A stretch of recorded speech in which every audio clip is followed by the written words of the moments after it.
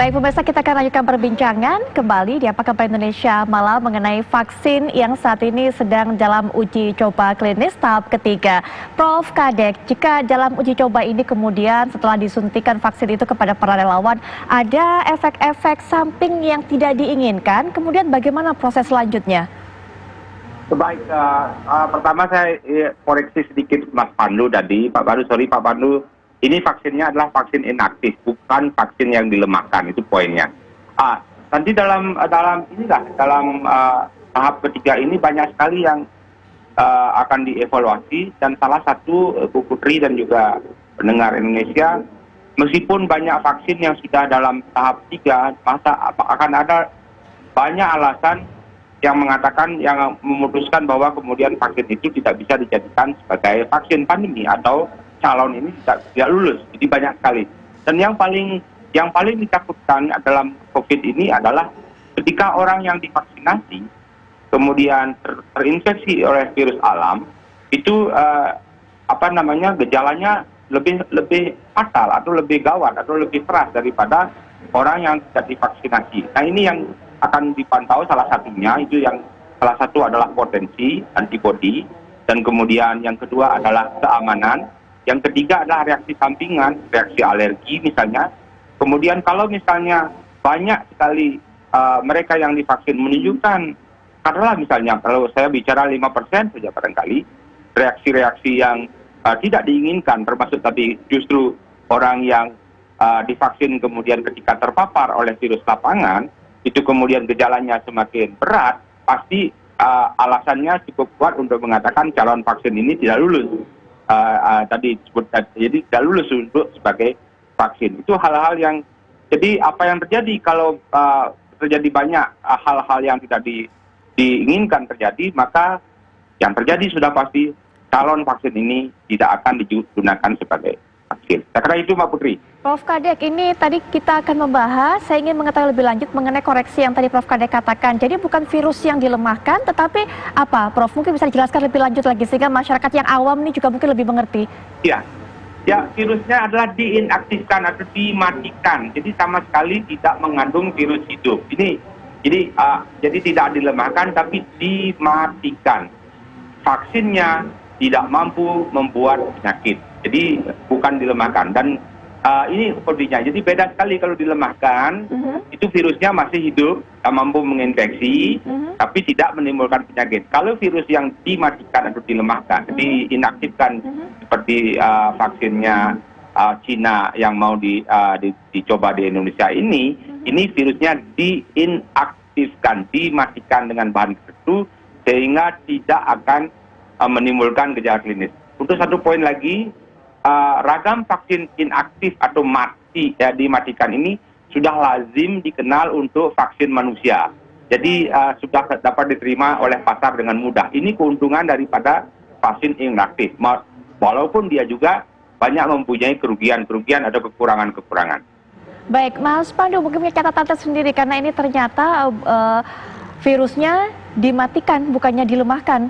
Apa perbedaan signifikan di antara keduanya tentunya dari segi efeknya? Ya, jadi efek sampingnya mungkin lebih minimal kan, diharapkan gitu. Tetapi yang diharapkan adalah apakah dengan jenis virus ini, ya, virus yang tadi itu, tubuh bisa memberikan antibodi dan bisa mencegah penularan dari virus yang betul-betul ada di Indonesia. Nah, ini kan juga menjadi pertanyaan besar, katanya virus ini bermutasi gitu kan. Jadi kalau berbeda, nah itu yang menurut saya makanya harus diuji coba, efektif tidak. Itu yang menjadi pertanyaan besar. Jadi dan itu yang membuat kita juga nanti akan melihat ini, makanya harus dilakukan di Indonesia. Itu keuntungan juga bahwa diuji coba di Indonesia. Kalau betul-betul efektif di Indonesia, ya artinya virus ini memang bermanfaat. 6 bulan waktu yang ideal, Mas Pandu? 6 bulan waktu yang sangat harus kerja keras itu. Ya kan, jadi kerja keras yang luar biasa. Karena kita takutkan banyak juga orang-orang ini mungkin harus patuh betul gitu. Jadi tidak ada yang loss of follow up, jadi tidak bisa termonitor atau dan sebagainya.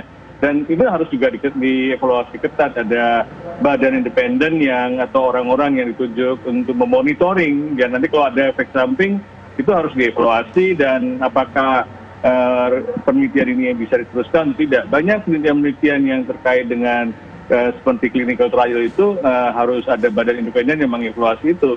Ini yang harus tetap ada. Nah ini yang juga. Jadi butuh organisasi yang kompleks sebenarnya dalam setiap penelitian. Dan Indonesia sudah biasa sebenarnya. Tapi 6 bulan tadi Mas Pandu ini harus kerja keras. Artinya idealnya seperti apa sebenarnya?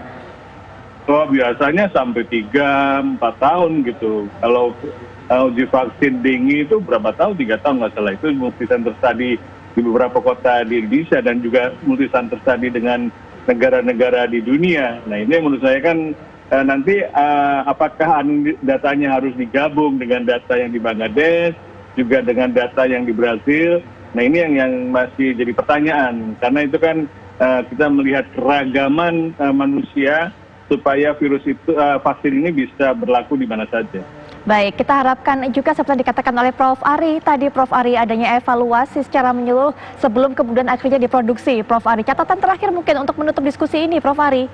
Ya, saya rasa begini bahwa saya sebutkan tadi bahwa ini kan prosesnya sudah masuk ke tahap 3. Artinya bicara soal toksisitas, bicara efek samping itu sebenarnya sudah ketahuan di awal bahwa ini sebenarnya aman dalam posisi tahap 3. Cuman tadi nih ketika menggunakan jumlah pasien yang lebih banyak, kemudian juga dengan dengan latar belakang etnik yang berbeda-beda, di situ yang kita bisa lihat nanti gitu loh. Saya sih ingin memberikan catatan begini, betul tadi kita bersyukur bahwa kita artinya bahagian dari uji tahap 3 ini.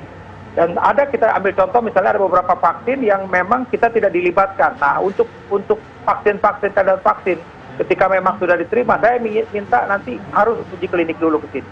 Karena tadi ini kita belum tahu dia cocok di sana, efektif di sana, belum cocok efektif dengan kita gitu. Apalagi tadi ada isu bahwa terus terang saja ada mutasi kan dengan perjalanan waktu ini bisa terjadi aja.